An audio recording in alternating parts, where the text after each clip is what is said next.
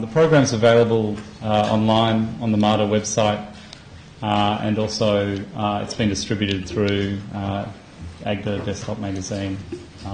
We do have printed versions of it, but they don't arrive until tomorrow. So if you're around for next week's talk, you get a nice poster which was generously designed by James Oates, who also made this. Good timing. That's really just quickly, volume control for those who are coming here for the first time was set up as a forum for honours students studying visual communication. It's certainly expanded, and the hope was that it would expand into the other departments here at Monash as well. We've had speakers such as Rose Nolan and John Campbell, Gwyneth Porter from Clouds Publishing, Stuart Geddes, Andrew Ashton, John Warwicker all present in the previous semesters of this forum, and I think the dialogue has become quite interesting between art and design students and the speakers. So we're continuing the same format with no particular theme or agenda for how we organise the speakers, but we're very lucky to have and fortunate to have Žiga and Annie here today, who spent a good part of the summer living on campus as artists in residence, and they organised and coordinated a workshop with some of our current students and graduates, which ran at the end of January. Žiga is a graphic designer, a researcher and a curator who is of particular interest to me in regards to a research project that he's undertaking on Dragan Stovanovski, I hope I pronounced that correctly, whose work I didn't know about, but as soon as Žiga kind of sent me a sort of 30-page PDF on his research, it became evident that this was someone who I should sort of spend more time with in regards to his sort of investigation of a relatively unknown designer and artist. Annie I have met before a few times. She's an Australian artist who's been based in Amsterdam for a number of years, who's returned back to the motherland to undertake projects, workshops, and also continue her own art practice. In 2011, Annie was part of the Australian Centre for Contemporary Art's new exhibition, where she undertook the production or the reprinting of a newspaper called New Australia, which was a periodical that she'll probably talk about. I can see a slide on her screen. So I won't say much more, but to thank Annie and Žiga for coming along tonight, and all of you for turning up to the first session. I'll talk a little bit more about the upcoming program at the end of the talk, so thanks again.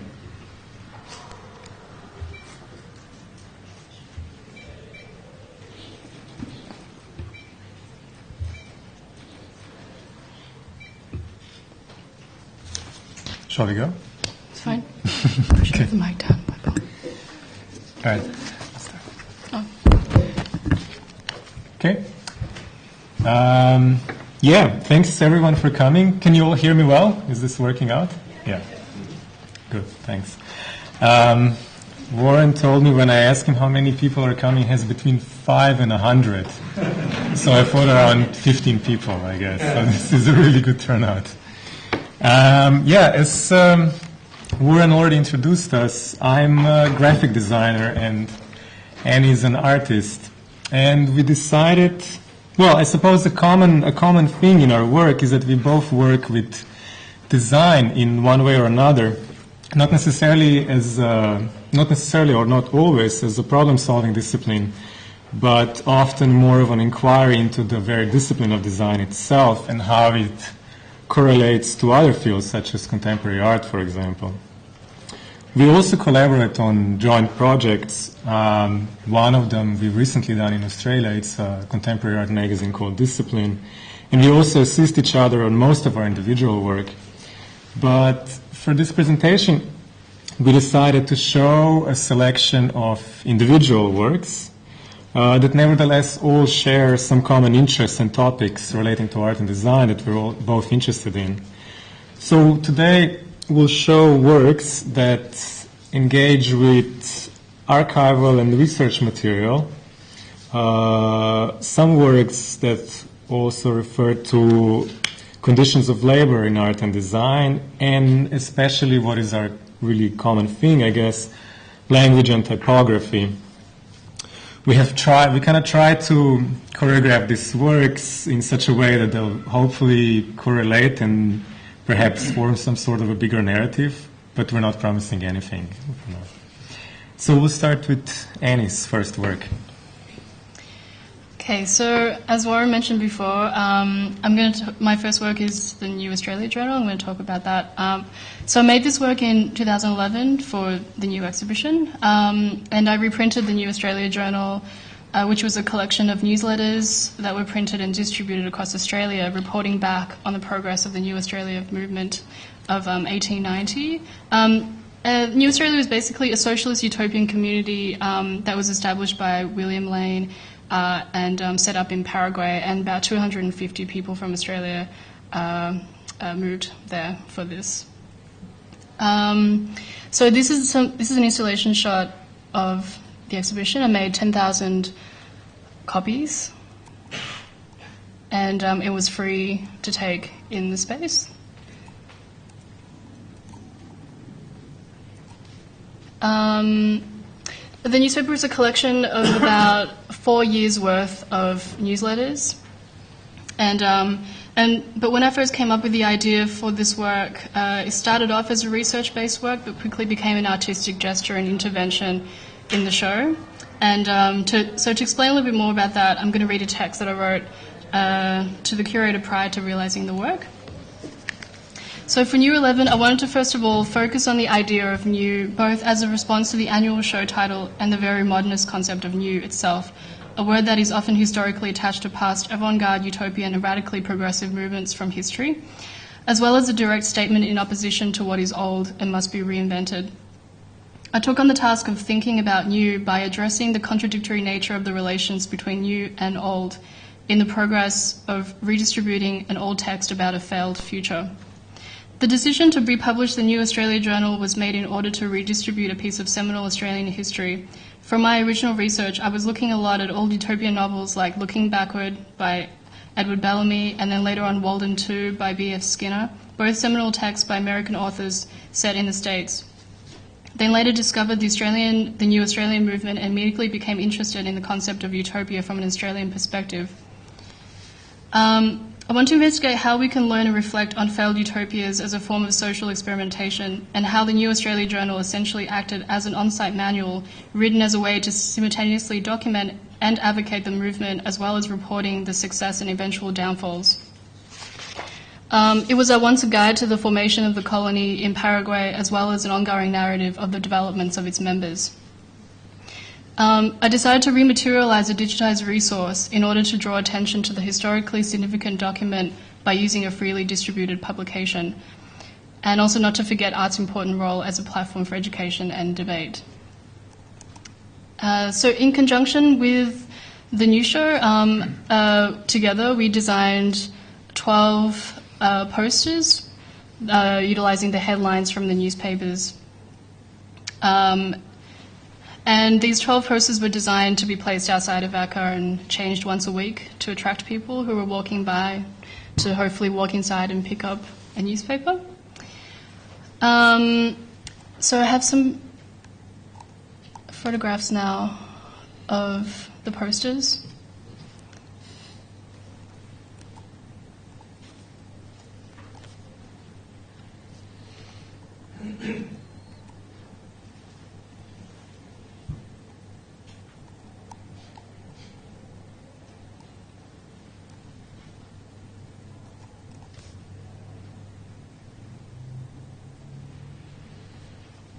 And they were basically quotes that we had highlighted from reading the newspaper. Okay, so next project, Žiga. So this is what it's going to look like. So we're going to be zigzagging a lot, actually, between our projects. I hope it's not too confusing. What's on the screen is a small screen-printed leaflet that I've designed during a year-long research that I and 2 more people undertook at the Jan van Eyck Academy in Maastricht. We were all there independently, but I think this project was a project that kind of brought all our interests together. It was a research project on the Yugoslavian black wave cinema from the 60s and 70s. I suppose all 3 of us were familiar with these movies before, since all 3 of us were from the region of ex-Yugoslavia. I worked on this with a philosopher called Gal Kirn and an architect called Dubravka Sekulic. We realized at some point that even though we were quite familiar with the movies and maybe also a lot of our peers, there was no English-based publication actually on the topic at all at the time, and there were some sporadic articles on it, mostly in Serbian or Croatian. So we decided, since we were in a slightly privileged position in the academy in Holland, to undertake a small research project on the topic and see what we can all get out of it. We set it up quite simply. I mean, we were learning as we were going. We organized a series of screenings at the academy. We invited lots of film theorists and philosophers to comment on the movies or discuss the movies after the screenings. We've done lots of interviews with the filmmakers, that most of them are still alive and around, and a lot of archival research, essentially. So there were small bits and pieces that were coming out of this research throughout the year already, that I was somehow usually translating into small printed material, usually for a screening or as an invitation or something like that. For example, this one was a small quote from a proclamation that the filmmakers used for a film festival in Pula, where they proclaimed in '71, where they proclaimed that festival as a cemetery, and we eventually also used this slogan, this leaflet, for the ending of our research. Throughout the year, I was producing like small posters for screenings that were only hung up around the city. There were small printed out posters that were hung out around the city and around the academy. And as any research into film history would go, you always also look into posters, of course, for movies. And one thing that struck us at the time was that actually in the 60s and 70s, almost none of these movies got any posters made. There were a couple of reasons for that. The main one of them, that most of these movies actually got banned really fast or immediately after being released or shown for the first time. They did all get shown, but immediately after being seen, for some reason, apparently the censors would never see them before. They would be banned, so they wouldn't get much circulation, so no posters were necessary. And they were often shown outside of Yugoslavia on film festivals, in Germany, for example. They had a tour in the States even, but no posters were made for that. So I thought, since I was already creating a small identity for the project, or there was like small material that I was working on, I thought it would be quite a nice gesture that the movies would kind of posthumously get the posters made as well. And so we set up a list of people that we wanted to invite to have the posters made, and the list was pretty long. We invited people like a graphic design studio called Obake from London, a designer from New Zealand called David Benevit, Dutch design collective called Experimental Jet Set, Dutch collective Metahaven, a lot of designers from Holland, since this is where we were at the time, but also a lot of designers from ex-Yugoslavia as well. Actually, our little plan was we wanted to pair them, to have one designer from ex-Yugoslavia and one designer from abroad working on the same movie. But that somehow didn't really work out very well. But we contacted all these people. We told them that we would like them to maybe design a poster for one of those movies, and more or less, well, they all said yes. So we ended up with a series of around 20 really nice posters, and we decided that we never really want to show them in a gallery context. Somehow that wouldn't, first of all, really fit the content of the movies. The movies were all very harsh and critical of the system at the time and so on. So we thought that the gallery context wouldn't really fit them. And we decided to do just a series of fly postings in selected cities in the region, in Yugoslavia, or now Serbia, Slovenia, Bosnia, and so on. And we also commissioned a photographer to document all the fly posting that we did, and he also took this commission even further and actually spent a couple of months documenting and posting these posters around, so they made quite a nice tour all over Europe at some point. I'm going to show maybe a small selection of the photos and what they look like. This was a poster for a movie called The Plastic Jesus. It was the only movie actually that really got banned immediately, since it compared the then Yugoslavian President Tito with Hitler. This is a poster by David Banovic for a movie called Innocence Unprotected. He was apparently scribbling and making the poster while he was watching the movie. And Peter, the photographer, managed to smuggle a lot of these posters through an acquaintance into the film archive in Slovenia as well. So he put them into the folders where the other posters are as well. So he documented that as well. This is all from the archive. He had posters inserted in small public spaces, like this is a band practice spot, quite popular in Ljubljana, where lots of bands practice.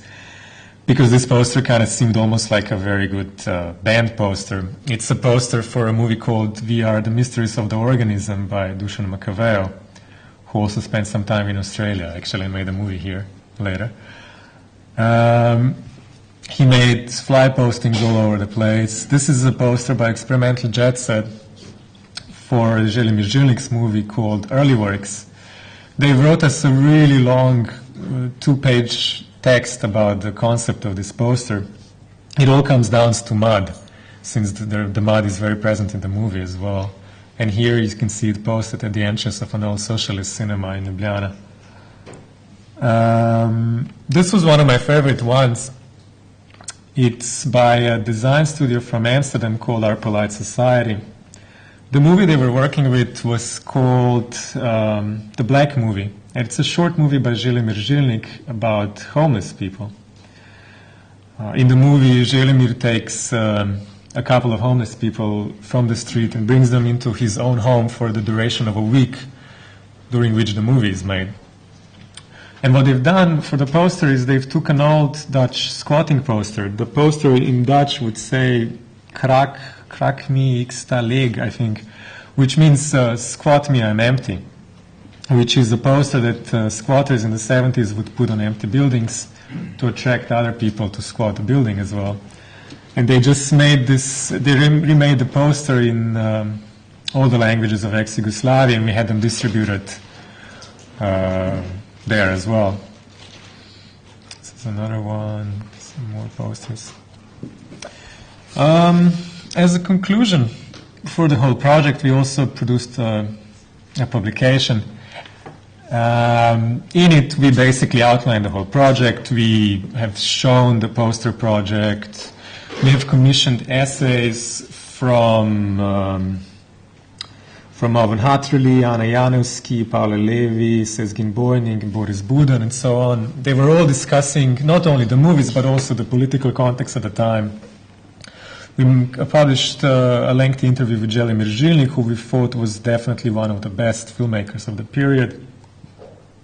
And we also included a very long and extensive glossary of the terms that we were using, that were used in the text, because we thought that Yugoslavia, being quite a complicated thing, had to be explained through a lot of terms had to be explained to the reader as well. As a small indulgence in the book as well, I have printed it in 7 shades of black, since the project was called Surfing the Black. So I have used 7 Pantone blacks to print it. But maybe I'll finish it off with a small commentary. What was my job as a graphic designer with this project, since I've also done everything else on this project. So besides being a contributing researcher, organizer, editor, everything that comes with a project of this scale and scope, I set myself one additional mission as well. And that was to give not only the research, but the whole historic moment a face or an identity. especially considering that at the time it had almost none. It was quite an unknown episode, was almost perceived as a minor dissident anomaly in Yugoslavian history. Of course, nobody granted me this authority, and also all of us undertook this project with a quite clear ideological bias, as all research of this kind usually is. We had, of course, established contact with most of the filmmakers, and we did enjoy their trust. But definitely our position was not one of neutral observers. From a design perspective, one of the main challenges for me was to find a way to address a really wide audience with this project, or as much as we could, hence also the poster project, hence the publication, and potentially a young one as well. We also wanted, a lot of people in our generation were not familiar with this. So I worked in a very propagandist kind of way here. I intentionally made the topic seem even more obscure than it is. I was utilizing secondary found materials, scans, and photocopies of existing material, all in order to construct a very specific atmosphere around it, which, again, didn't exist since the movies are very heterogeneous in form, and all the film directors have very different approaches to filmmaking, so this is not one very concise movement, such you can maybe say for the French New Wave. But I think we kind of forcefully put it into one box with this. But I still thought that at this point this was necessary, especially since we were taking it into an international stage. So it was the whole identity that I also designed around it was to function similarly as the movies. They would drag you in with the atmosphere, with the characters, with the whole story, until you trust them. And I guess that's where also ideology happens. Like, this is where we could also make our point true. Because the content of the book, in line with the Black Wave, is making no pretense of its revisionist attitude towards Marxism and socialism, its critical attitude towards the cultural, political, and economic development of Yugoslavia in the 70s and 80s. And also using the cultural politics of the time in Yugoslavia as a perfect metaphor for contemporary European cultural identity politics, what most of the articles were also about. Also, I have personally used the poster project and the text that I've written about it to launch at least this first subtle attack on the currently predominant reading of Yugoslavian graphic design history, which is predominantly interpreted as a mix of a soft corporate modernism or the international typographic style infused with the Polish poster school. I used that opportunity also to point out some rare but very well articulated critical experiences from the time that were also connected to the filmmakers, since many really good designers were making title sequences for these movies, many designers that are now completely unknown, and so on. I guess this approach is something that is completely opposite to another project that I'll show later. So here I have really set myself on a very specific course, what to do with this archival material. And now we're maybe switching the topic again towards something different with another Annie's work. Okay, so occupations is an ongoing list of occupations that I spontaneously think about pursuing. It's an ongoing work of mine, which will accumulate and one day will become a very long list. So from that list, I've selected a few to read out to you today.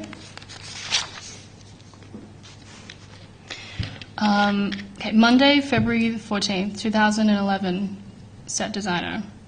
Sunday, March the 6th, 2011, art director. Sunday, April the 3rd, 2011, self-healer.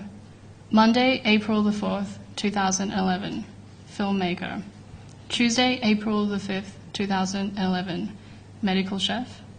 Wednesday, April the 6th, 2011, magazine editor. Wednesday, April the 13th, 2011, gardener. Wednesday, April the 22nd, 2011, stage prop artist.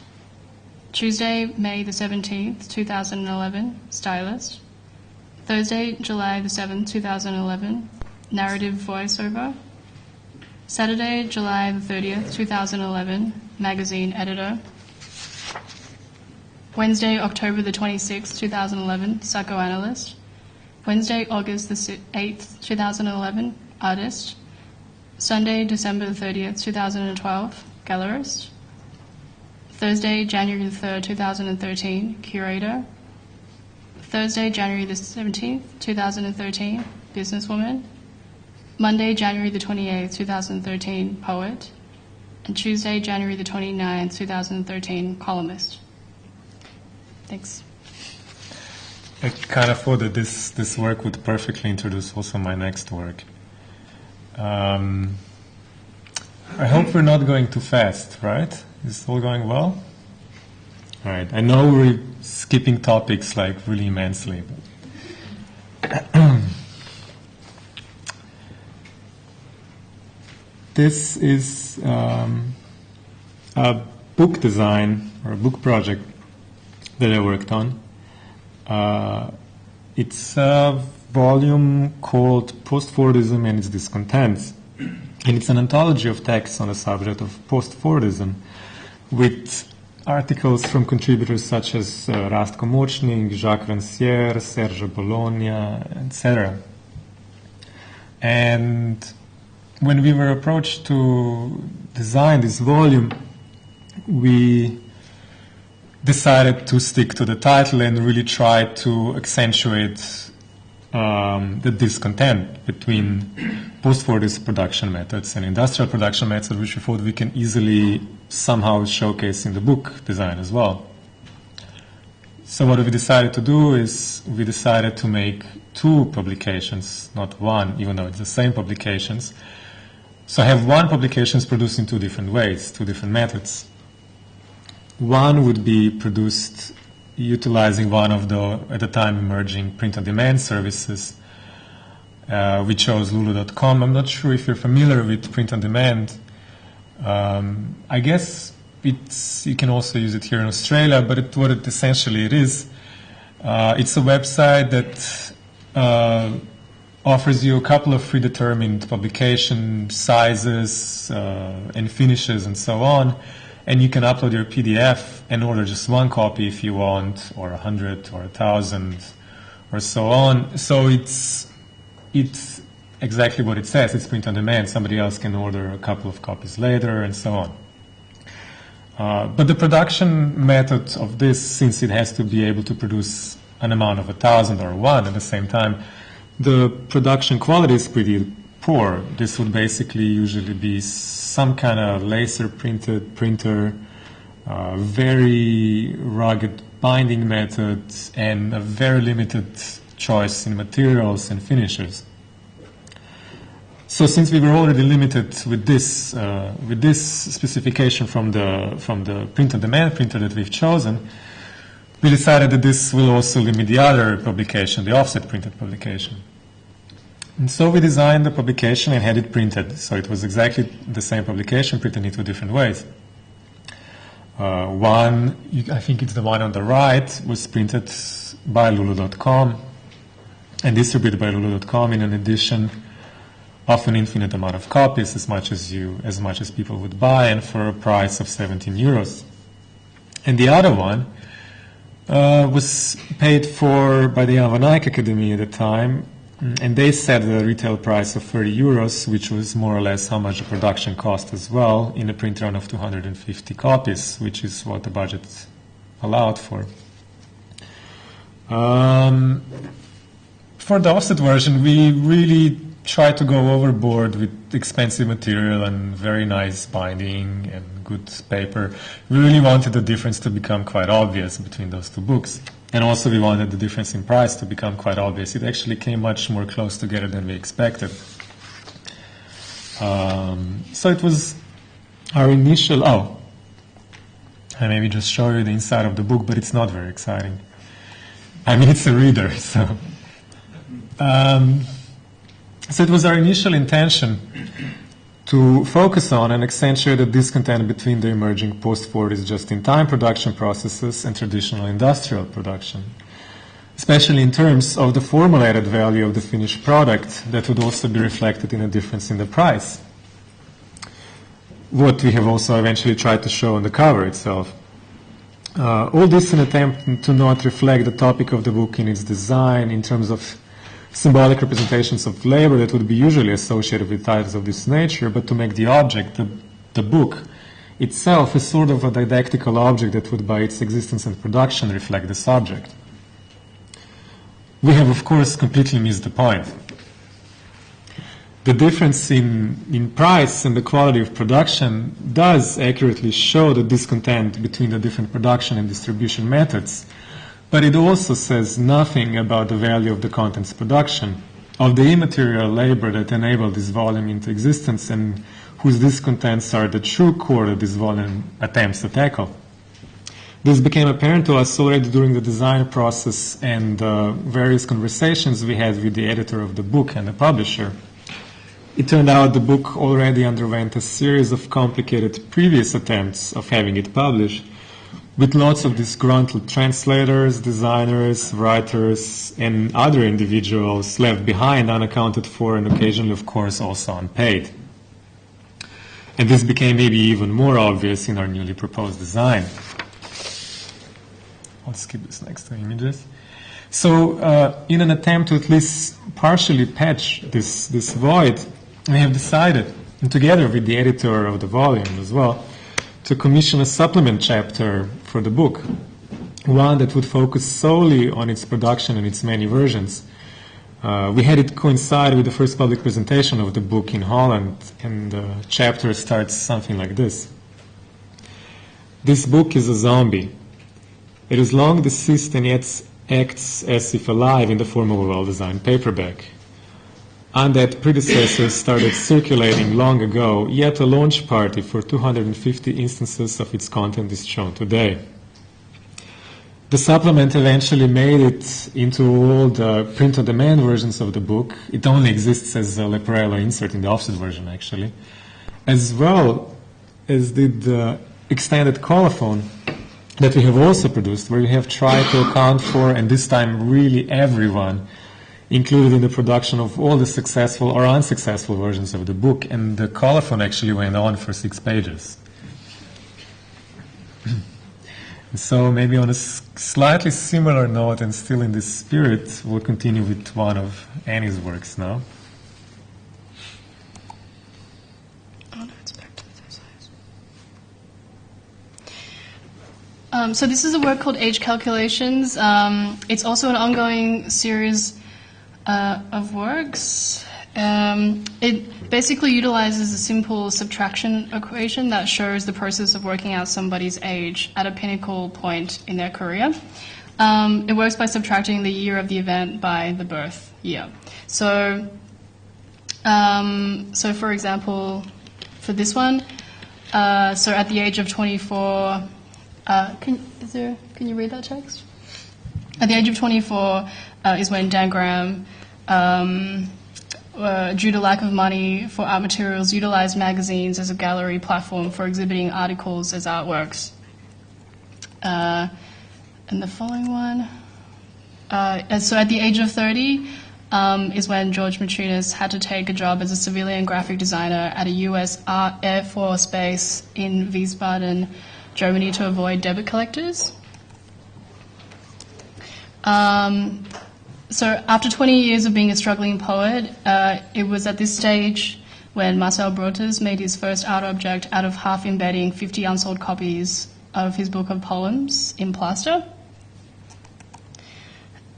And it was at 68, on the day of Ray Johnson's death, he roughly had $400,000 in his savings account, most of which came to him from an inheritance later in life.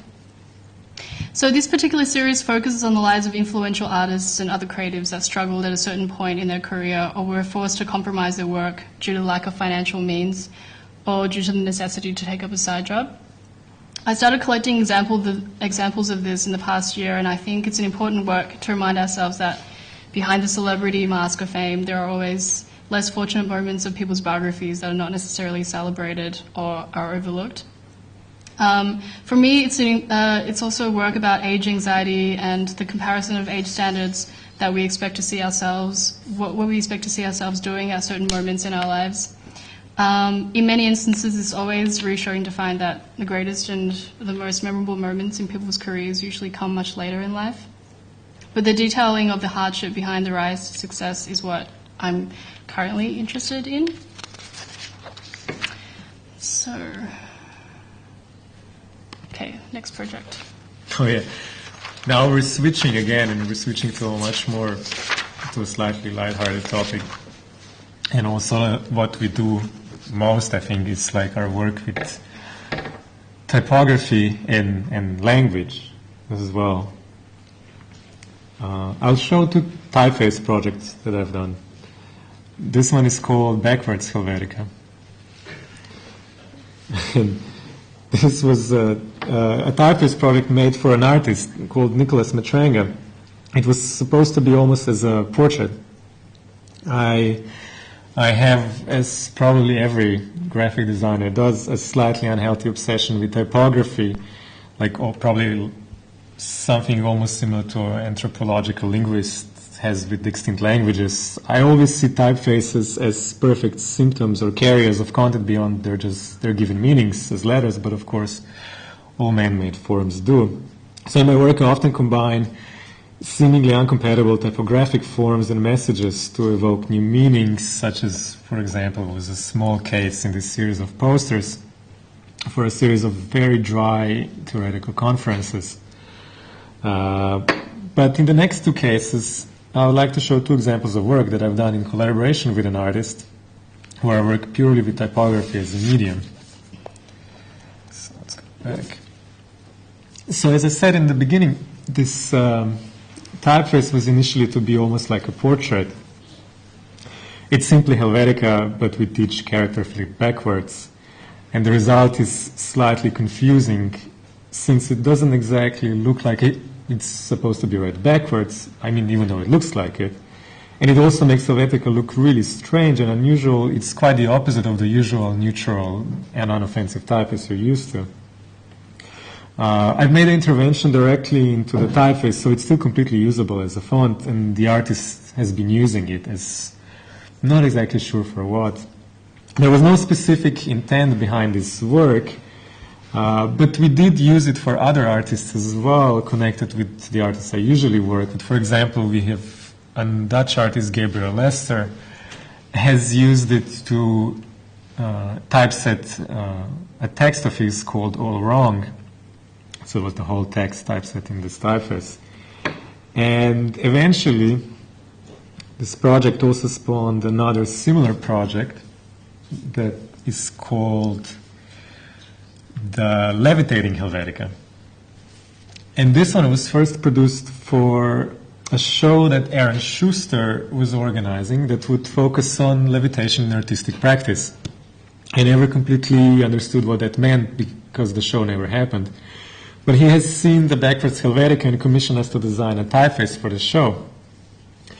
So we did come up with a design, even though the show never happened. I mean, this was later shown and used for a big group show in Rome, curated by Chris Fitzpatrick. A part of the essay commissioned for the group show comments on the typeface. A similar exploiting on information's contingency on processes of deferral, redaction, repetition, negation, and miscommunication. Nicholas Matranga and Žiga Testen's Levitating Helvetica deploys an uncanny dimensional shift onto the very structure of language, leading to murky results. The ubiquitous typeface is rotated, conceptualizing language as a three-dimensional artifact rather than a series of letters advancing across the page. Printed, a word's component letters are placed on top of each other in succession, producing an ellipse and abstracted glyph made up of the accumulated shapes of its symbol. And this text you can also see on the screen right now. So we proposed the entire essay for the show to be typeset with the typeface we've done, Levitating Helvetica. We also produced a dummy. This is exactly what you see. It would be an extremely economical design. The whole catalog could be easily fitted on a single A4 page. And as we did with Backwards Helvetica, where we also produced a type specimen that you've seen at the beginning, we also decided to produce a type specimen for this one. I guess this is perhaps the closest I would ever get to flirting with sculpture or installation art. We initially planned to have it produced with a 3D printer, but it turned out to be easier to produce it out of plywood using a computer-controlled sewing machine and some glue. And after some expressed interest from a private collector, we're now considering having it produced in marble.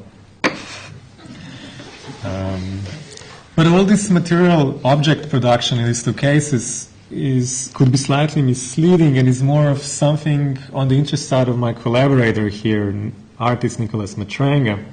My interest in these interventions has mostly resided purely within typography. Both interventions have been done directly with a digital version of the typeface and can be used as a functional, well, sort of, computer font. It's interesting that under copyright legislation, typography is still treated as software, and such was also our intervention. Not really a formal one, but simply a programming one. Hence also the decision to simply use an already existing typeface, which is Helvetica. Since typography is a direct physical materialization of language, or at least I see that way, this was also a really nice way for us to intervene directly in language itself. And I think Annie will now show you two actually very similar projects as well. Okay, so this one is called the Self-Aware Alphabet. It's a work that I made on the windows of an art space in Amsterdam called Rong Rong. It's a word find game with utilizing only the letters from the alphabet that are symmetrical. So A, W, O, M, H, V, T, Y, X, U, and V. There are actually real words that you can find in there, and the idea is that you can stand on both the outside or the inside of the space, and you can play the game. So the idea for this work came from and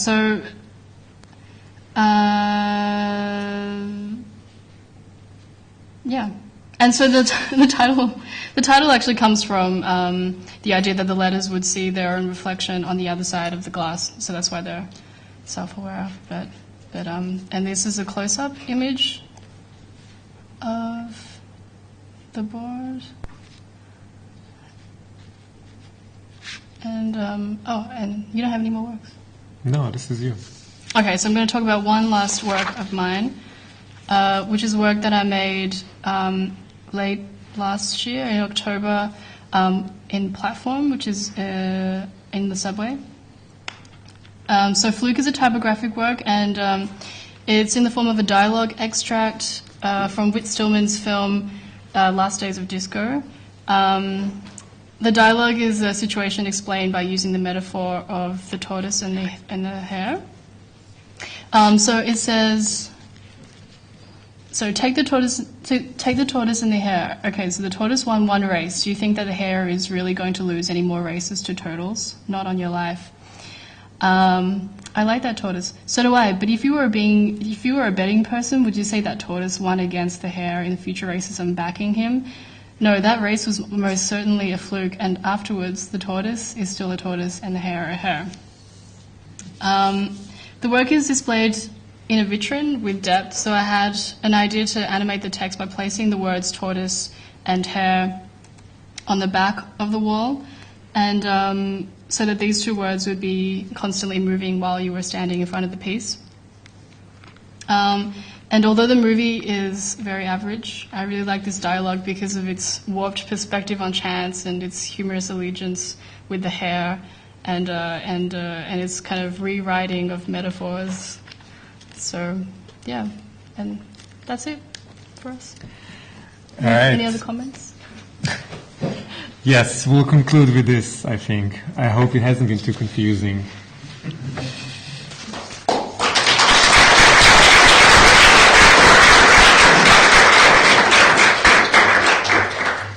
If you guys are happy to take any questions. Yeah, of course. Sorry, I'm last year. What? So does anyone have any questions for Žiga or Annie? Yeah, please. It's also a really quick talk, thank you. My name's Leah. I've emailed you guys on separate occasions regarding discipline and that piece of work. So the thing that noticed from your work is, or the work that you've shown at least, it's sort of completely unshackled from commercial imperatives or capitalism, and they sort of depend on institutional structures like galleries and museums and so on who give funding and residencies. In my very frustrated experience to try and escape the shackles of capitalism, I've absolutely haven't been able to, and with austerity measures, even hitting design makers like Amsterdam, where that's where you're supposed to be able to do this kind of stuff. What kind of future is there for this? And maybe this is an unfair question because if you knew, well, then maybe someone else would. No, it's a very good question. Thanks. And I think we've also selected works as also maybe especially me as a designer. Still, I engage with commission works all the time. Actually, I mostly do books for artists, which was a privilege that I had actually working in Europe until now. That would kind of sustain me in a way. But of course, the project that I've been showing has mostly been really realized in this very privileged space of an institutional context, absolutely. But though I sustain this kind of work actually with my commission practice as well, for now. And yeah, and also even though, even in my other commission projects, I pretty much try to bring the same amount of engagement though into the work as I did with the project that I was presenting actually. I don't necessarily separate my commission practice from this kind of practice. I think my level of engagement with the content and with everything is pretty much the same, though. At least I tried for it to be. And as for me, I think a lot of my work is also about kind of struggling against these problems, and like with my occupations work and the age calculations. But I think, I don't know, you just have to kind of find a creative way to utilize these struggles in an effective way. As you've seen, you can always take a graphic design post in the U.S. Air Force Base in Wiesbaden.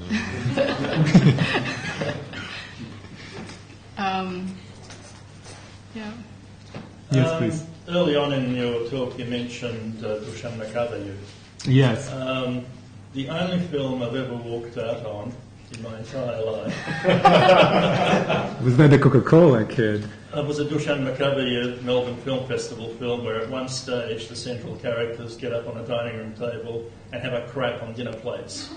I can't remember the name. Was that the role of my family in the World Revolution, potentially? No, it's Sweet Movie, I think. Oh, yeah, it's Sweet Movie. Thank you. Sweet Movie. Not only did I totally forget the name of the title, that actually is quite easy to remember in retrospect. Sweet Movie wasn't very sweet. Just as a matter of interest, whatever happened to Dusan Makabeyev? He's back in Belgrade. Oh, okay. He's back in Belgrade. I know we were in contact with him as well. He was in Australia for a short time. He made a movie here called The Coca-Cola Kid. Yeah, absolutely.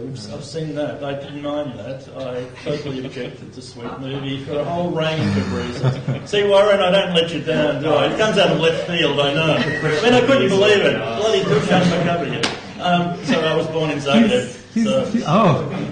He's doing good, yeah. Apparently.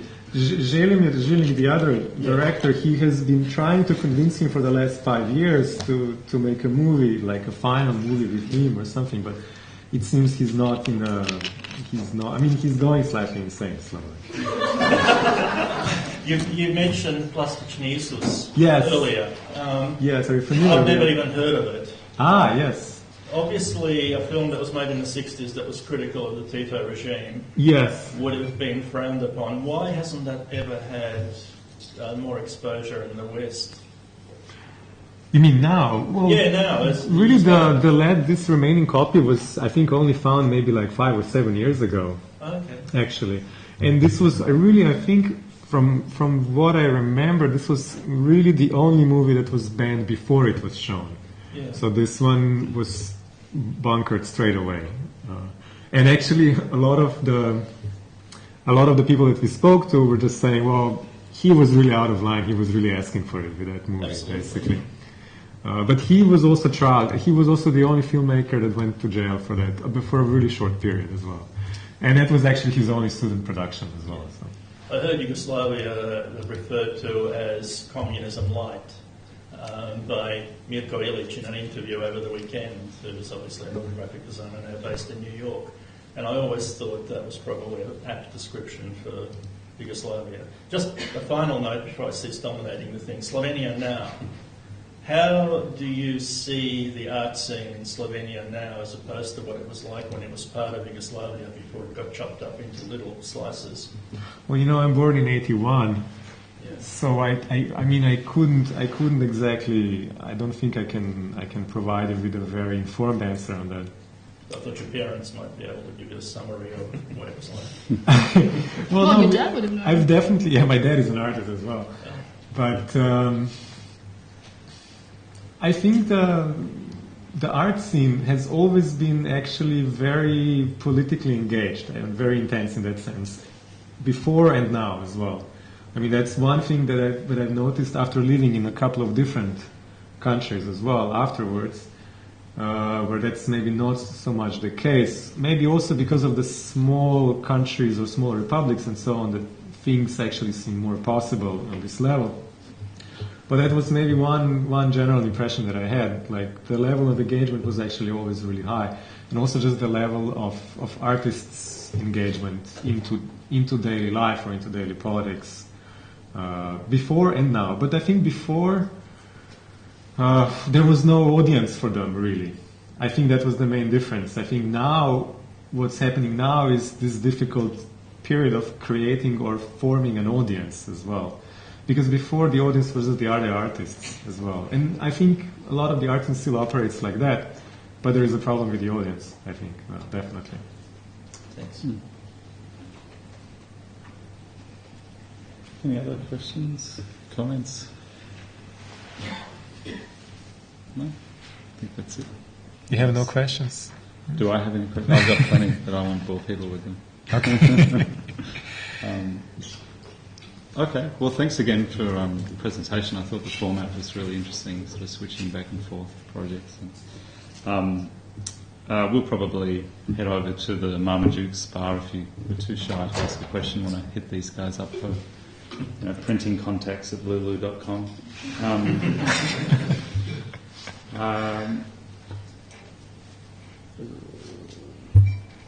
I just wanted to, before we go, I just wanted to mention a couple of events. Next week, Emily Floyd is speaking with a talk titled "Is Your School Revolting?" It revolves around a project she's undertaking with an archive of activist material from Monash Clayton from the 1970s, 60s, 70s.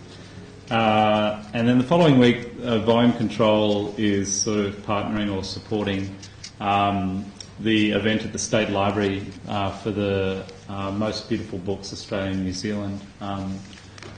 So don't be confused on the 18th by coming here, because we'll all be there. And that will be a forum with James Langdon and Layla Tweedy Cullen as well. And with that event, you do have to book. So there's a link on the MARTA site for that event at the State Library and on the State Library of Victoria site. And the Most Beautiful Books Australia and New Zealand exhibition opens around the 20th of March at the Faculty Gallery here as well. And last commercial. Forget John Warwicker, move along. This is the one that's going to make us money. We're really fortunate to really piggyback off an invitation that Responsive Projects presented to us to bring Ken Garland from Brisbane to Melbourne. Ken, who most of you might know, is a British artist of considerable age right now. I think he's probably in his 80s. In his 80s. Yeah, but I know for people of Ned's generation, and I see David Lancashire here. He mentioned in an email that Ken was one of his heroes as a young designer, and it's really great that he's coming to do a talk on the 8th of April, Monday night, at Volume Control, This event is free for Monash people, students, staff. It's $45 for non-Monash people, which can be booked through the responsive projects have set up a ticketing site. I'll just click on it here, hopefully it works. Yep. So that event will be in this lecture theatre, so I'd advise you to get tickets quickly before the Monash staff grab them all. And yeah, the rest of the program's online, and also there'll be printed versions of it, programs. If you need a PDF, you can download a PDF from the MARTA site as well. So thanks again for making the first talk such a popular one, and thanks for being here.